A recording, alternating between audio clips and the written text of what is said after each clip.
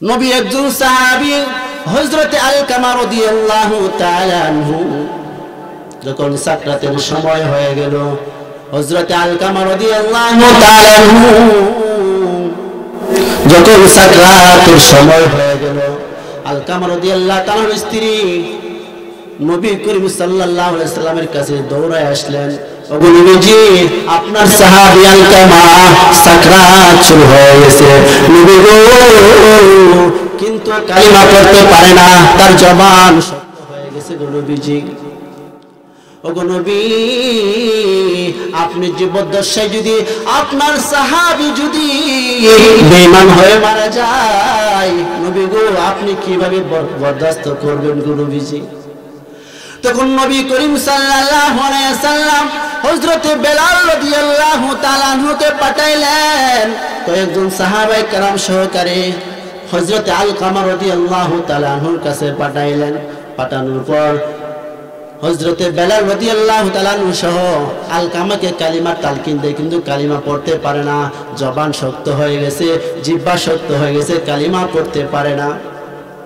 হযরত বেলাল রাদিয়াল্লাহু তাআলা আনহু নবী করিম সাল্লাল্লাহু আলাইহি সাল্লামের দরবারে আবার দৌড়ায় আসলেন, নবী গো আপনার সাহাবী আলকামা তো কালিমা পড়তে পারে না।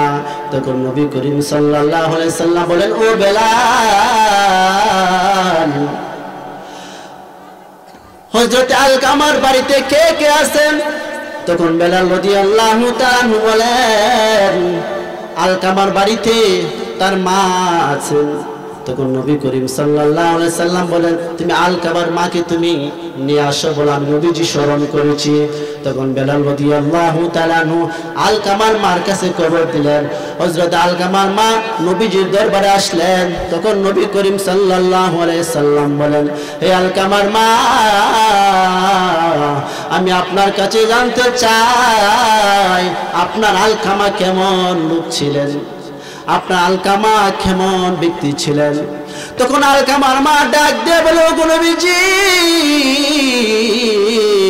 আমার আলকামা তো অনেক ভালো ছিল, আমার আলকামা তো নামাজ পড়তো, যাকাত দিত, নেক আমল বেশি বেশি করত, কিন্তু আমি মা আমার আলকামার প্রতি অসন্তুষ্ট। নবী গো আপনার সাহাবী আমার সন্তান আলকামা আমাকে এত কষ্ট দিয়েছেন, আমার সন্তানকে আমি মাফ করি নাই, আমার সন্তানের প্রতি আমি অসন্তুষ্ট নারাজ। তখন নবী করিম সাল্লাল্লাহু আলাইহি সাল্লাম বলেন, ও আলকামার মা তুমি তোমার আলকামাকে মাফ করে দাও। তখন আলকামার মা মাফ করে না। তখন নবী করিম সাল্লাল্লাহু আলাইহি সাল্লাম সাহাবায়ে কেরামদেরকে বললেন, ও সাহাবায়ে কেরাম শুনো, তোমরা লাকড়ি জমা করো, লাকড়ি জমা করিয়া আলকামাকে আগুনে আমরা পুড়াইয়া দিব।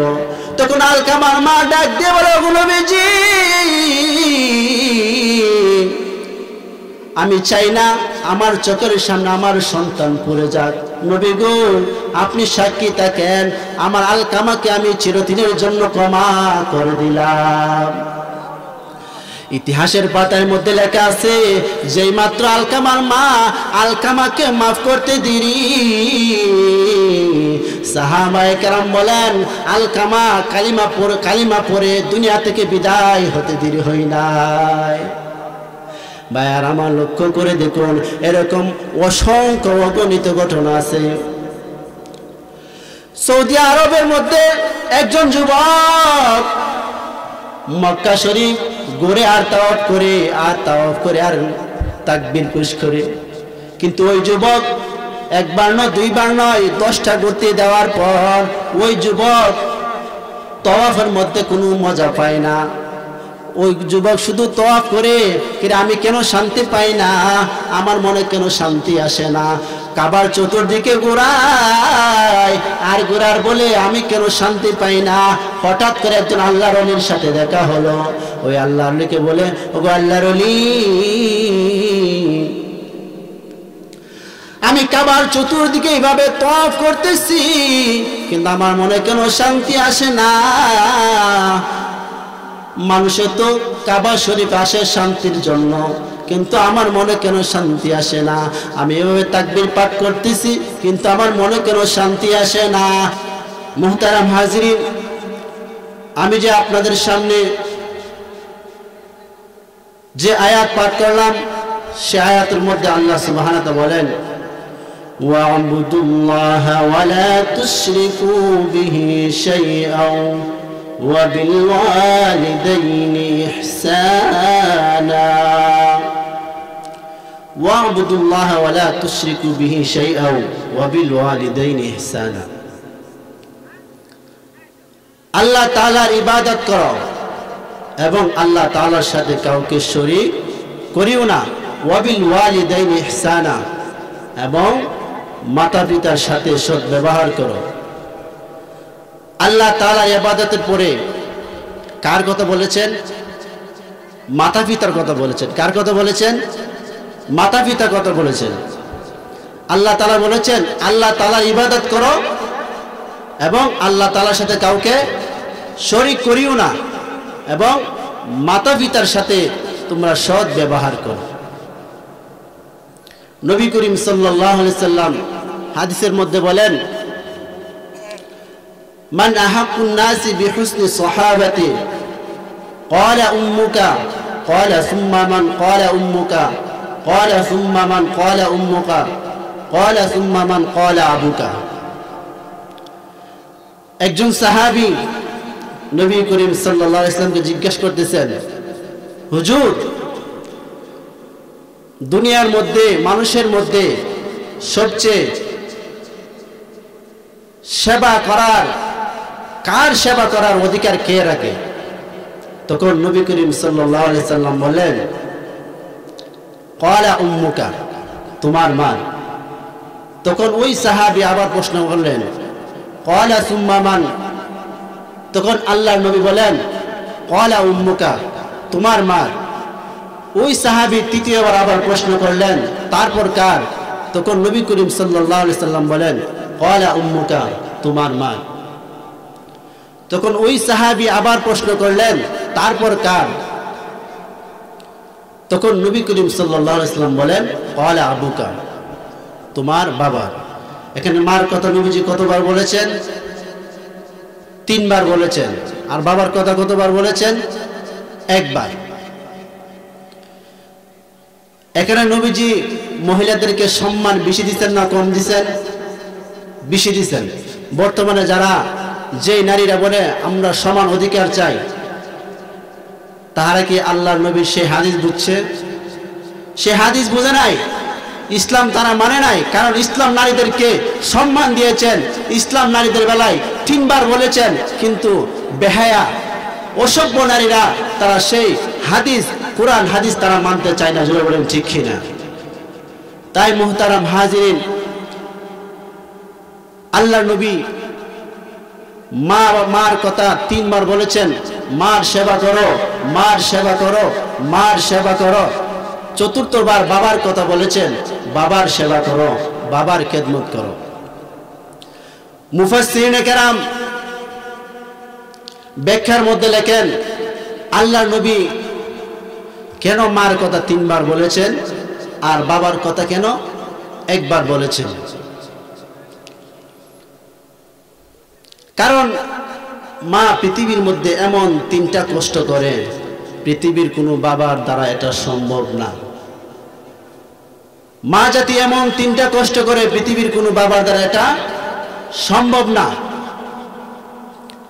1 নম্বর হলো মা সন্তানকে গর্ভধারণ করে। এটা কি পৃথিবীর কোনো বাবার দ্বারা সম্ভব? সন্তান গর্ভধারণ করা এটা কি কোনো বাবার দ্বারা সম্ভব? এটা কোনো বাবার দ্বারা সম্ভব না। না আমাদের বাংলাদেশের মধ্যে এমন কোনো পুরুষ আছে সন্তান গর্ভধারণ করেছে? এমন কোনো পুরুষ নাই।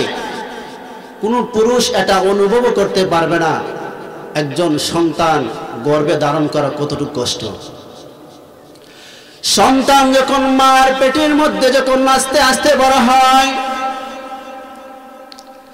দুনিয়ার মধ্যে দেখবেন একটা ইট যদি আমরা হাতের মধ্যে রাখি, একটা ইট যদি আমরা হাতের মধ্যে রাখি, 5 মিনিট 10 মিনিট 1 ঘন্টার পর সেই ইটগুলা আড়াই কেজি ইটটা 10 মিনিট 1 ঘন্টা রাখার পর মনে হয় 10 কেজি ওজনের একটা ইট 1 ঘন্টা 2 ঘন্টা হাতে রাখার পর ওজন বেড়ে যায় না? ওজন কিন্তু ঠিকই আছে, বুঝতে পারছেন না? বুঝছে, ওজন কিন্তু ঠিকই আছে। একটা বাজারের ব্যাগ সাফরতলাতে লইছেন, 5 কেজি ওজনের একটা ব্যাগ লইছেন, আপনি যত পথ অগ্রসর হইবেন সেই ব্যাগের ওজন আস্তে আস্তে বাড়তে থাকে, জরুরি ঠিক না? সেই গর্ভধারিণী মা পেটের মধ্যে একটা সন্তান একদিন নয় 2 দিন নয় 9 থেকে 10 মাস পর্যন্ত মায়ের গর্ভের মধ্যে সেই সন্তান আস্তে আস্তে বড় হয়। একজন মা কতটুকু কষ্ট করে সন্তান গর্ভে ধারণ করে এটা কোনো পৃথিবীর বাবা সেটা অনুভব করতে পারবে না। সেই জন্য আল্লাহর নবী মার কথা 3 বার বলেছেন, বাবার কথা 1 বার বলেছেন। কারণ সন্তান যখন মার পেটের মধ্যে যখন আস্তে আস্তে বড় হয়, মা যখন কানা খেতে যায়, মা যখন কানার সামনে প্লেট নিয়ে বসে, তখন সন্তান যখন মায়ের পেটের মধ্যে বড় হয়, ওই সন্তান মায়ের কলিজার মধ্যে লাথি মারে, পেটের মধ্যে লাথি মারে। তখন ওই দুঃখিনী মা কানার প্লেট ফালাইয়া পাশের রুমের মধ্যে গিয়ে শুয়ে থাকে। ওই মহিলাকে জিজ্ঞাসা করলে বলবে, হে মা, তুমি কানার প্লেট ফালাইয়া কেন সেখানে তুমি বসে আছো গো মা? তখন ওই জনম দুঃখিনী মা বলবে, আমার কোনো সমস্যা নাই, আমার কোনো সমস্যা নাই। কিন্তু সন্তান যে পেটের মধ্যে লাথি দিছে সেই কথাটা কোনো মা বলে না, বলে কোনো মা বলে না।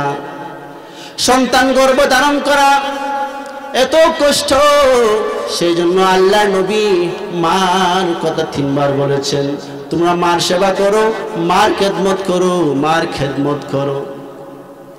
ওই সাহাবী যখন দ্বিতীয়বার আবার প্রশ্ন করলেন, হুজুর তারপর কার সেবা করব, কার খেদমত করব? তখন নবী করিম সাল্লাল্লাহু আলাইহি ওয়াসাল্লাম বলেন, ক্বালা উম্মুকা, তোমার মার খেদমত করো। মুফাসসিরিনে কেরাম লেখেন, ব্যাখ্যার মধ্যে লিখেছেন, মার কথা কেন দ্বিতীয়বার কেন বলেছেন?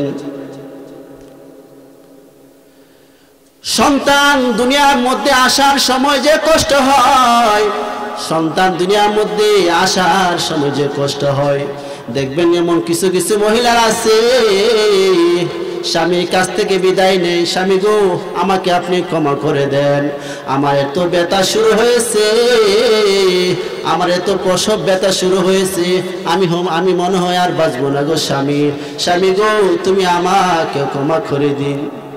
শাশুড়ির কাছ থেকে বিদায় নেয়, মাগো আপনার ছেলের পুত্রবোধ হয়ে আইসা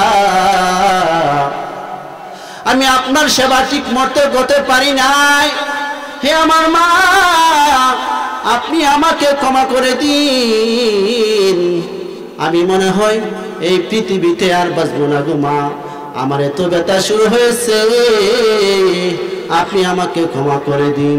ওই মহিলা দেখবেন এক এক করে পৃথিবীর দুনিয়ার এক এক করে ভাই বোন সবার কাছ থেকে বিদায় নেয়, কারণ আমার এত ব্যথা শুরু হয়েছে, মনে হয় আমি বাঁচবো না। এমন ঘটনা আছে, মা সন্তানকে প্রসব করতে গিয়া কত মা দুনিয়া থেকে বিদায় হয়ে যায়, আছে না এরকম? দুনিয়ার মধ্যে সন্তান প্রসব করতে গিয়ে মা দুনিয়াতে বিদায় হয়ে যায়, আছে না এরকম? নবী করিম সাল্লাল্লাহু আলাইহি সাল্লাম বলেছেন, জিহাদ থেকে যারা বিজয়ী বেশে আসে তাদেরকে কি বলা হয়? গাজী বলা হয়। কি বলা হয়? গাজী বলা হয়। দুনিয়ার মহিলারা, যেই মহিলারা সন্তান প্রসব করার পরে বেঁচে থাকে, বীরের মতো যারা সন্তান যারা প্রসব করে সেই মহিলাদেরকেও, যারা বেঁচে থাকে, যেই মহিলারা বেঁচে থাকে তাদেরকেও গাজী, নবী করিম সাল্লাল্লাহু আলাইহি সাল্লাম তাদেরকেও গাজী উপাধি দিয়েছেন। সুবহানাল্লাহ, সুবহানাল্লাহ বলবেন না? ওই সাহাবী আবার প্রশ্ন করলেন, ইয়া রাসূলুল্লাহ, ইয়া হাবিবাল্লাহ, হুজুর তারপর কার খেদমত করব? তখন নবী করিম সাল্লাল্লাহু আলাইহি সাল্লাম বললেন ক্বালা উম্মুকা, তোমার মার খেদমত করবা, তোমার মার সেবা করবা। মুফাসসিরিনে কেরাম লেখেন রাসূল করিম সাল্লাল্লাহু আলাইহি সাল্লাম তৃতীয়বার কেন মার কথা বলেছেন।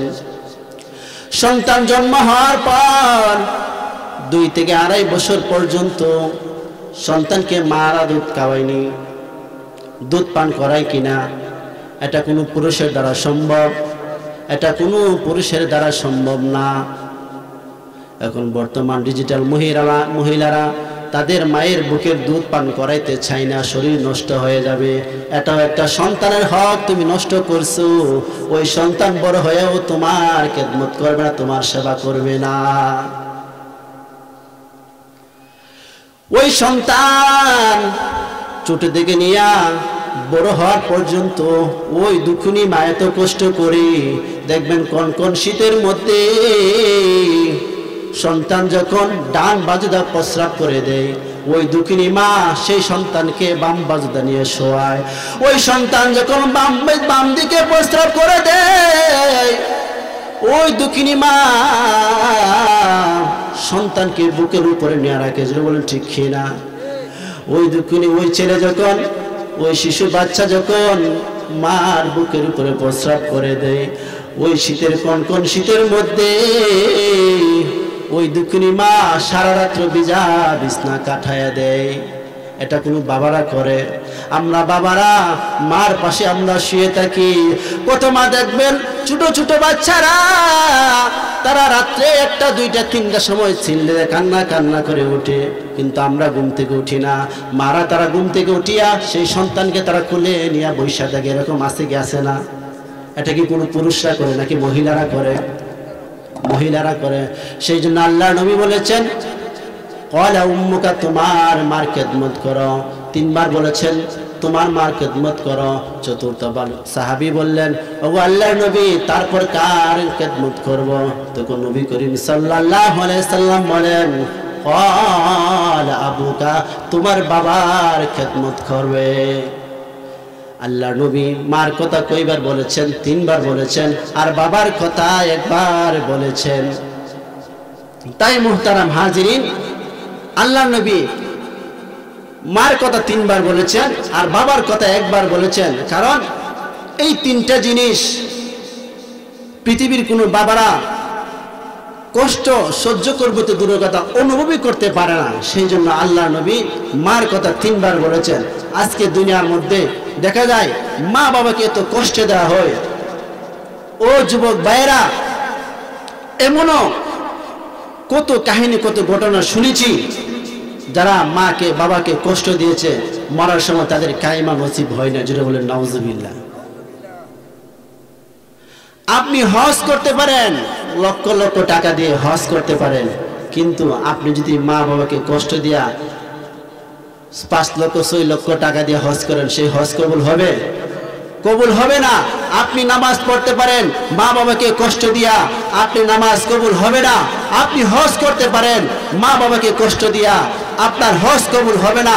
আপনি যাকাত দেন, আপনি রোজা রাখেন, মা বাবাকে কষ্ট দিয়া আপনার কোনো দান সদকা খায়রাত নামাজ নফল যারা যা কিছু করেন না কেন, কোনো কিছুই আল্লাহর দরবারে কবুল হবে না, মা বাবা যদি তোমার প্রতি সন্তুষ্ট না থাকে।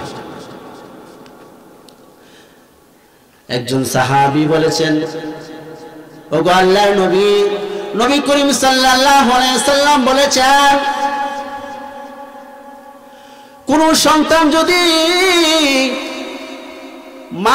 মার দিকে যদি একবার নেক নজরে তাকায়, আল্লাহ নবী বলেন ওই সন্তানের আমল নামায় একটা কবুল হজের সওয়াব দিয়া দেয়।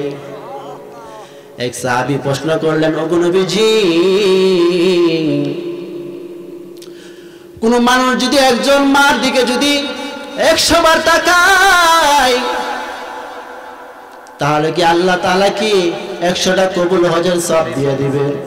আল্লাহ নবী বলেন কোন সন্তান যদি মার দিকে যদি 100 বার নেক নজরে তাকায়, তাহলে আল্লাহ তাআলা ওই বান্দার আমল নামায় 100 কবুল হজের সওয়াব দিয়ে দিবেন। সুবহানাল্লাহ।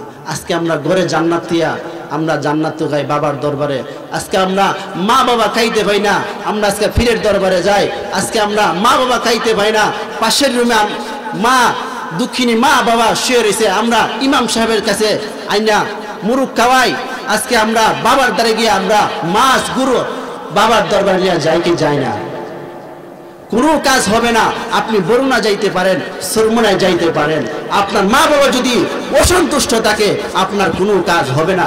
মা বাবা খুশি কইরা বরুণা যান, মা বাবাকে খুশি কইরা সরমনায় যান, যে কোনো পীরের বাবা কোনো পীরের দরবারে যান, আগে মা বাবা খুশি থাকতে হবে। জরুরি ঠিক কিনা? এমন কোন হাদিস, এমন কোন কোরআন আয়াত নাই পিসাব খুশি তুমি জাহান্নামী, শাশুড়ি খুশি তুমি জাহান্নামী, শাশুড়ি অসন্তুষ্ট তুমি জাহান্নামী, পীর সাহেব অসন্তুষ্ট তুমি জাহান্নামী, তোমার শ্বশুর অসন্তুষ্ট তুমি জাহান্নামী, এমন কোন হাদিস, এমন কোন আয়াত নাই। কিন্তু নবী করিম সাল্লাল্লাহু আলাইহি সাল্লামের অনেক হাদিস আছেন। আল্লাহ তাআলা কোরআনের মধ্যে অনেক কঠোরভাবে নিষেধ করেছেন, তোমার মা অসন্তুষ্ট তুমি জাহান্নামী, তোমার মা বাবা তোমার প্রতি অসন্তুষ্ট তুমি জাহান্নামী। তাই মুহতারাম হাজিরিন, আমরা মা বাবাকে রাজি খুশি কইরা তারপর অন্য দরবারে যাব, ঠিক আছে তো ইনশাআল্লাহ? মুহতারাম হাজিরিন, যেই কথাটা বলতেছিলাম, মা বাবাকে কষ্ট দিলে আপনার মৃত্যুর সময় আপনার কালিমা নসিব নাও হতে পারে। নবী একজন সাহাবী হযরত আলকামা রাদিয়াল্লাহু তাআলা আনহু যখন সাকরাতের সময় হয়ে গেল, হযরত আলকামা রাদিয়াল্লাহু তাআলা আনহু যখন সাকরাতের সময় হয়ে গেল, আলকামা রাদিয়াল্লাহু তাআলার স্ত্রী নবী করিম সাল্লাল্লাহু আলাইহি সাল্লামের কাছে দৌড়ায় আসলেন, ওগো নবীজি আপনার সাহাবী আলকামা সাকরাত শুরু হয়ে গেছে নবী গো, কিন্তু কালিমা পড়তে পারে না, তার জবান শক্ত হয়ে গেছে গো নবীজি। ওগো নবী আপনি জীবদ্দশায় যদি আপনার সাহাবী যদি বেঈমান হয়ে মারা যায়, নবী গো আপনি কিভাবে বরদাস্ত করবেন গো নবীজি? তখন নবী করিম সাল্লাল্লাহু আলাইহি সাল্লাম হযরত বেলাল রাদিয়াল্লাহু তাআলা আনহুকে পাঠাইলেন, কয়েকজন সাহাবায়ে কেরাম সহকারে হযরত আলকামা রাদিয়াল্লাহু তাআলা আনহুর কাছে পাঠাইলেন।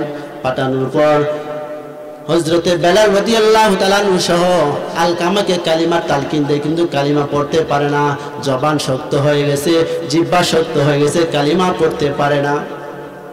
হযরত বেলাল রাদিয়াল্লাহু তাআলা আনহু নবী করিম সাল্লাল্লাহু আলাইহি সাল্লামের দরবারে আবার দৌড়ায় আসলেন, নবী গো আপনার সাহাবী আলকামা তো কালিমা পড়তে পারে না। তখন নবী করিম সাল্লাল্লাহু আলাইহি সাল্লাম বলেন, ও বেলাল, হযরত আলকামার বাড়িতে কে কে আছেন? তখন বেলাল রাদিয়াল্লাহু তাআলা বলেন, আলকামার বাড়িতে তার মা আছেন। তখন নবী করিম সাল্লাল্লাহু আলাইহি সাল্লাম বলেন, তুমি আলকামার মাকে তুমি নিয়ে আসো, বলে আমি নবীজি স্মরণ করেছি। তখন বেলাল রাদিয়াল্লাহু তাআলা আনহু আলকামার মার কাছে খবর দিলেন। হযরত আলকামার মা নবীজির দরবারে আসলেন। তখন নবী করিম সাল্লাল্লাহু আলাইহি সাল্লাম বলেন, হে আলকামার মা, আমি আপনার কাছে জানতে চাই আপনার আলকামা কেমন লোক ছিলেন, আপনার আলকামা কেমন ব্যক্তি ছিলেন। তখন আলকামার মা ডাক দিয়ে বলে, ওগো নবীজি আমার আলকামা তো অনেক ভালো ছিল, আমার আলকামা তো নামাজ পড়তো, যাকাত দিত, নেক আমল বেশি বেশি করত, কিন্তু আমি মা আমার আলকামার প্রতি অসন্তুষ্ট। নবী গো আপনার সাহাবী আমার সন্তান আলকামা আমাকে এত কষ্ট দিয়েছেন, আমার সন্তানকে আমি মাফ করি নাই, আমার সন্তানের প্রতি আমি অসন্তুষ্ট নারাজ। তখন নবী করিম সাল্লাল্লাহু আলাইহি সাল্লাম বলেন, ও আলকামার মা, তুমি তোমার আলকামাকে মাফ করে দাও। তখন আলকামার মা মাফ করে না। তখন নবী করিম সাল্লাল্লাহু আলাইহি সাল্লাম সাহাবায়ে কেরামদেরকে বললেন, ও সাহাবায়ে কেরাম শুনো, তোমরা লাকড়ি জমা করো, লাকড়ি জমা করিয়া আলকামাকে আগুনে আমরা পুড়াইয়া দিব। তখন আলকামার মা ডাক দিয়ে বলে, ও নবীজি আমি চাই না আমার চোখের সামনে আমার সন্তান পড়ে যাক। নবী গো, আপনি সাক্ষী থাকেন, আমার আলকামাকে আমি চিরদিনের জন্য ক্ষমা করে দিলাম। ইতিহাসের পাতার মধ্যে লেখা আছে, যেই মাত্র আলকামার মা আলকামাকে মাফ করতে দেরি, সাহাবায়ে কেরাম বলেন আলকামা কালিমা পড়ে দুনিয়া থেকে বিদায় হতে দেরি হয় নাই। ভাইয়ার আমার লক্ষ্য করে দেখুন, এরকম অসংখ্য অগণিত ঘটনা আছে। সৌদি আরবের মধ্যে একজন যুবক মক্কা শরীফ ঘুরে আর তাওয়াফ করে আর তাকবীর পেশ করে, কিন্তু ওই যুবক একবার নয় দুইবার নয় 10টা ঘুরতে দেওয়ার পর ওই যুবক তাওয়াফের মধ্যে কোনো মজা পায় না। ওই যুবক শুধু তাওয়াফ করে, আমি কেন শান্তি পাই না, আমার মনে কেন শান্তি আসে না, কাবার চতুর্দিকে ঘোরায় আর ঘোরার বলে আমি কেন শান্তি পাই না। হঠাৎ করে একজন আল্লাহর ওলির সাথে দেখা হলো। ওই আল্লাহর ওলিকে বলে, ওগো আল্লাহর ওলি, আমি কাবার চতুর্দিকে এইভাবে তাওয়াফ করতেছি, কিন্তু আমার মনে কেন শান্তি আসে না। মানুষে তো কাবা শরীফ আসে শান্তির জন্য, কিন্তু আমার মনে কেন শান্তি আসে না। আমি এভাবে তাকবীর পাঠ করতেছি, কিন্তু আমার মনে কেন শান্তি আসে না।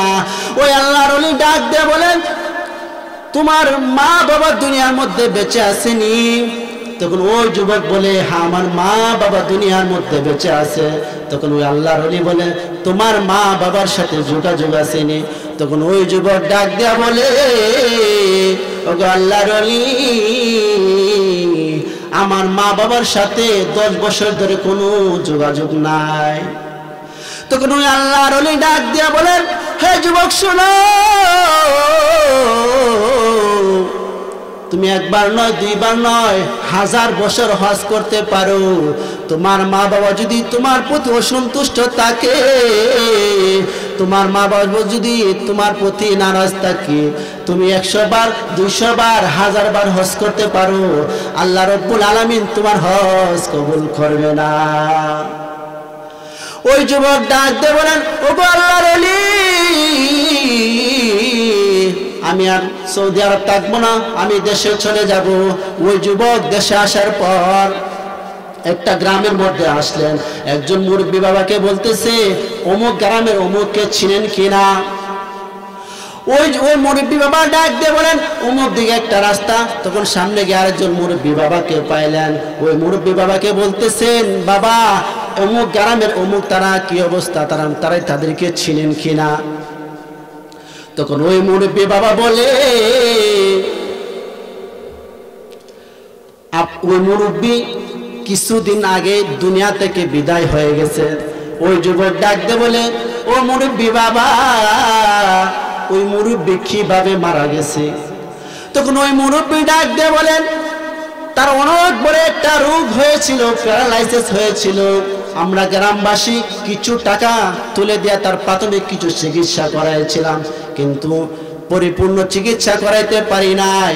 সেজন্য চিকিৎসার অভাবে ওই মুরব্বী দুনিয়া থেকে বিদায় হয়ে গেছে। তখন ওই যুবক ডাক দিয়ে বলে, ও আল্লাহর ওলি, ওই মুরব্বী বাবা, ওনার স্ত্রী দুনিয়ার মধ্যে বেঁচে আসেনি, ওনার স্ত্রী দুনিয়ার মধ্যে বেঁচে আসেনি। তখন ওই মুরব্বী বলে, ওনার স্ত্রী বেঁচে আছে, কিন্তু মরার মতোই, ওনার স্ত্রী 2টা চক্ষু দেখে না। তখন ওই যুবক একবার সামনের দিকে আগায়, আবার পিছন দিক থেকে আগায়।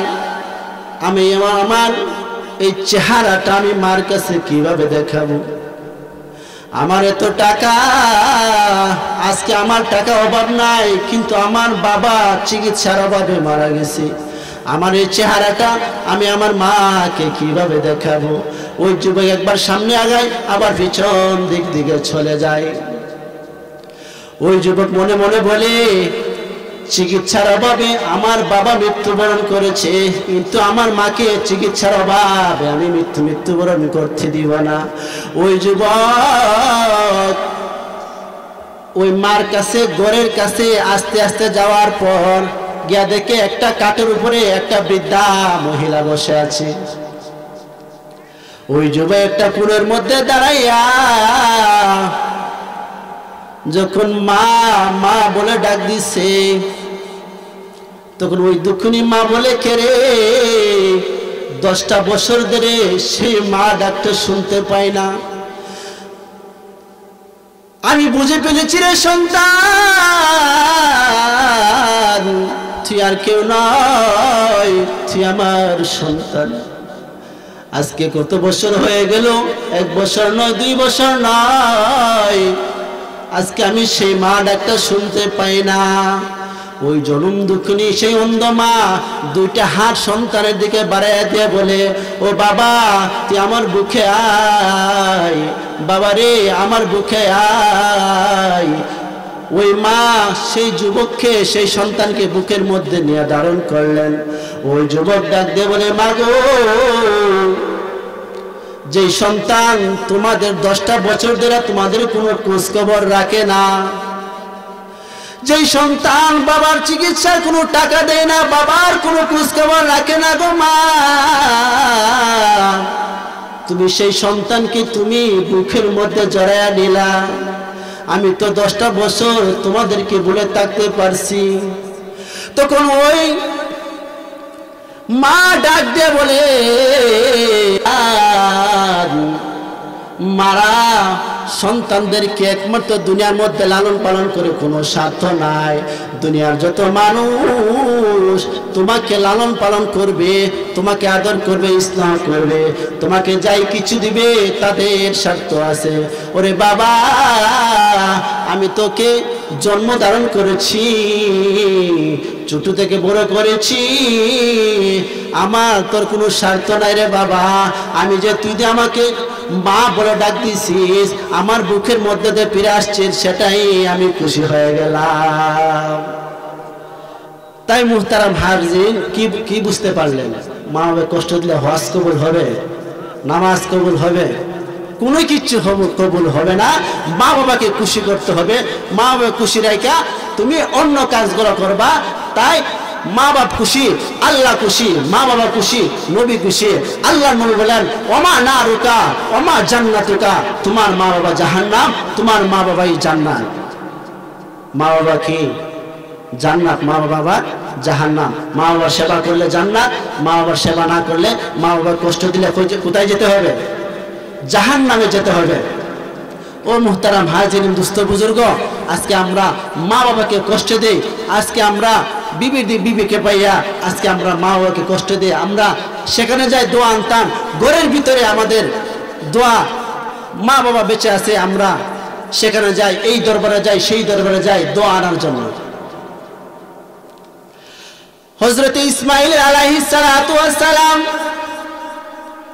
যখন নতুন বিবাহ করলেন, হযরত ইসমাঈল আলাইহিস সালাতু ওয়াস সালাম বাবার কাছে চিঠি পাঠাইলেন, বাবা আমি নতুন সংসার করেছি, আপনি আইসা আমাদেরকে দোয়া দিয়ে যান বাবা। ইসমাঈল আলাইহিস সালাতু ওয়াস সালাম এইভাবে বাবার কাছে চিঠি পাঠাইলেন। হযরত ইব্রাহিম আলাইহিস সালাতু ওয়াস সালাম একদিন ইসমাঈল আলাইহিস সালাতু ওয়াস সালাম বাড়ির মধ্যে আসলেন, আয়েশা পর সালাম দিলেন, বলে ভিতরে ইসমাঈল আসেনি। তখন ওই ভিতর থেকে আওয়াজ আসলো, ঘরের মধ্যে ইসমাঈল নাই, ঘরের মধ্যে ইসমাঈল নাই। তখন ইব্রাহিম আলাইহিস সালাতু ওয়াস সালাম বলেন, উনি কখন আসবে? তখন কর্কর ভাষায় ওই মহিলাটা বললেন, ইসমাঈল কখন আসবে আমি সেটাও জানি না। তখন হযরত ইব্রাহিম আলাইহিস সালাতু ওয়াস সালাম বলেন, ওগো মা, আমার ইসমাঈল আসলে বলবা, ঘরের মধ্যে যে চৌকাঠটা লাগাইছে, চৌকাঠটা ঘরের দরজার চৌকাঠের সাথে বনে নাই, চৌকাঠটা পরিবর্তন করতে হবে। তখন হযরত ইব্রাহিম আলাইহিস সালাতু ওয়াস সালাম সে কথা বলিয়া আবার সিরিয়ার দিকে চলে গেলেন। হযরত ইব্রাহিম আলাইহিস সালাতু ওয়াস সালাম যখন বাড়িতে আসলেন, বাড়িতে আসার পর হযরত ইব্রাহিম আলাইহিস সালাতু ওয়াস সালামের বিবি বলতেছেন, ওগো স্বামী, এইভাবে সিরিয়া থেকে একজন মুরব্বী আসছিল। তখন ইসমাঈল আলাইহিস সালাতু ওয়াস সালাম বলেন, আরে সিরিয়া থেকে কেউ আসবে না, সিরাতে আমার আপন কেউ নাই, সিরাতে বাবা ছাড়া আমার আপন কেউ নাই। তখন ইসমাইল আলাইহিস সালাম ডাক দিয়ে বলেন, ওগো আমার বিবি, ওই মুরব্বী লোকটা কি বাড়ির ভিতরে আসছিল কিনা? তখন ইসমাইল আলাইহিস সালামের বিবি বলেন, না, উনি বাড়ির ভিতরে আসে নাই। উনি যাওয়ার সময় একটা কথা বলেছেন, আমাদের বাড়ির চৌকাঠটা নাকি, বাড়ির দরজার চৌকাঠটা নাকি কাঠের সাথে বনে নাই, ওই চৌকাঠটা পরিবর্তন করতে হবে। তখন হযরত ইসমাইল আলাইহিস সালাম বলেন, ওগো আমার প্রাণের বিবি, তোমার সাথে আমার সংসার করা যাবে না। আমার বাবা বলে গেছেন তোমার সাথে আমার আর সংসার করা যাবে না গো বিবি। ওগো আমার বিবি, তোমার সাথে আমার আর সংসার করা যাবে না। তখন ওই বিবি ডাক দিয়ে বলে, আমার স্বামী, আপনি না আমাকে অনেক ভালোবাসেন, অনেক আদর করেন, স্নেহ করেন। ইসমাইল আলাইহিস সালাম বলেন, এই বিবি, আমি আপনাকেও ভালোবাসি, আমার বাবাকেও ভালোবাসি। উনি শুধু আমার বাবা নয়, উনি হলেন আল্লাহর বন্ধু হযরত ইব্রাহিম আলাইহিস সালাম।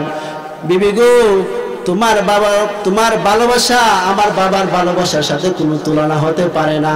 তখন ইসমাইল আলাইহিস সালাম তার বিবিকে চাইরা আবার নতুন সংসার বাঁধলেন। হযরত ইসমাইল আলাইহিস সালাম নতুন সংসার বাঁধিয়া আবার বাবার কাছে চিঠি পাঠাইলেন, বাবা, আপনার কথা মতে আমি আমার সংসার পরিবর্তন করেছি, স্ত্রীকে তালাক দিয়েছি, বাবা আবার নতুন সংসার বেঁধেছি, আমাদের জন্য দোয়া করে যান, আপনার দাওয়াত রইল। তখন হযরত ইব্রাহিম আলাইহিস সালাম আবার একদিন বাড়ির মধ্যে আসলেন, আয়েশা ইসমাইল বলে ডাক দিতেছেন। তখন ঘরের ভিতরে সেই ইসমাইল আলাইহিস সালামের বিবি বলেন, আপনি কি ভিতরে আসেন। তখন হযরত ইব্রাহিম আলাইহিস সালামকে ভিতরের মধ্যে নিলেন। ভিতরের মধ্যে নেওয়ার পর সুন্দরভাবে আপ্যায়ন করলেন, নাস্তা করালেন, বিশ্রামের জায়গা দিলেন। তখন ইব্রাহিম আলাইহিস সালাম বলেন, ওগো মা, আপনার সংসার কিরকম চলতেছে, তোমাদের সংসার কিরকম চলতেছে। তখন ইসমাইল আলাইহিস সালামের বিবি ডাক দিয়ে বলেন, হে বাবা, আসমানের নিচে জমিনের উপরে আমাদের মতো সুখী মনে হয় আর কেউ নাই। তখন ইব্রাহিম আলাইহিস সালাম বলেন, ইসমাইল আসার পরে বলবা এবার চৌকাঠটা ঠিক মতে বনেছে, আর চৌকাঠ পরিবর্তন করতে হবে না। এই চৌকাঠ যদি সেই ঘরের মধ্যে থাকে অনেক বরকত হবে, আর কোনো ঝামেলা হবে না। এই কথা বলে ইব্রাহিম আলাইহিস সালাম আবার সিরিয়ার দিকে চলে গেলেন। কিছুক্ষণ পর হযরত ইসমাইল আলাইহিস সালাম আসার পর ওই নতুন বিবি বলতেছে, একজন সিরিয়া থেকে একজন বিবি আসছিল। হযরত ইসমাইল আলাইহিস সালাম বসা ছিলেন, দাঁড়ায় গেলেন, চোখ দুটো বড় বড় হয়ে গেল। ইসমাইল আলাইহিস সালাম বলেন, আজকেও বুঝি আমার বাবা আসছিল, না জানে কি হয়েছে। হযরত ইসমাইল আলাইহিস সালাম বলেন, হে আমার বিবি, উনি কি বাড়ির ভিতরে আসছিলেন? তখন ওই বিবি ডাক দিয়ে বলেন, হ্যাঁ, উনি বাড়ির ভিতরের মধ্যে আসছিলেন।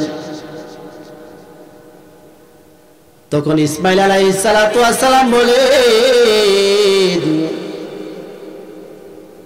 উনি যাওয়ার সময় কি বলে গেছেন? তখন ইসমাইল আলাইহিস সালামের বিবি ডাক দিয়ে বলেন, উনাকে আমি নাস্তা করেছি, বিশ্রামের জায়গা দিয়েছি, যাওয়ার সময় বলে গেছেন যেই চৌকাঠ, আমাদের ঘরের চৌকাঠটা নাকি ঠিক মতে জায়গা মতে সুন্দরভাবে বসেছেন, আর পরিবর্তন করতে হবে না। এই চৌকাঠটা যদি সেই ঘরের মধ্যে থাকে তাহলে অনেক কল্যাণ হবে, অনেক বরকত হবে। ভাইয়ার আমার, মুহতারাম হাজিরিন, আমরা এই ঘটনা থেকে আমরা কি বুঝতে পারলাম? মা বাবাকে কষ্ট দেওয়া যাবে? হ্যাঁ, মা বাবাকে কষ্ট দেওয়া যাবে? মা বাবাকে কষ্ট দেওয়া যাবে না। কারণ সন্তানের জন্য যখন মা বাবা দোয়া করে, বন্দুকের গুলিটা মিস হতে পারে, মা বাবার দোয়া মিস হবে না। আল্লাহ নবী বলেছেন, তিন ব্যক্তির দোয়া কবুল। এর মধ্যে একজন হলো মা বাবা যখন সন্তানের জন্য দোয়া করে সেই দোয়া আল্লাহর আরশের মধ্যে সাথে সাথে চলে যায় এবং কবুল হয়ে যায়। তাই মুহতারাম হাজিরিন, সময় বড় সংকীর্ণ। আল্লাহ সুবহানাহু ওয়া তাআলা আমাদেরকে মা বাবার খেদমত করে সেবা করে আমরা যেন দুনিয়া থেকে বিদায় হতে পারি, মা বাবাকে রাজি খুশি হয়ে আমরা যেন দুনিয়া থেকে বিদায় হতে পারি। সকলে বলে আমিন।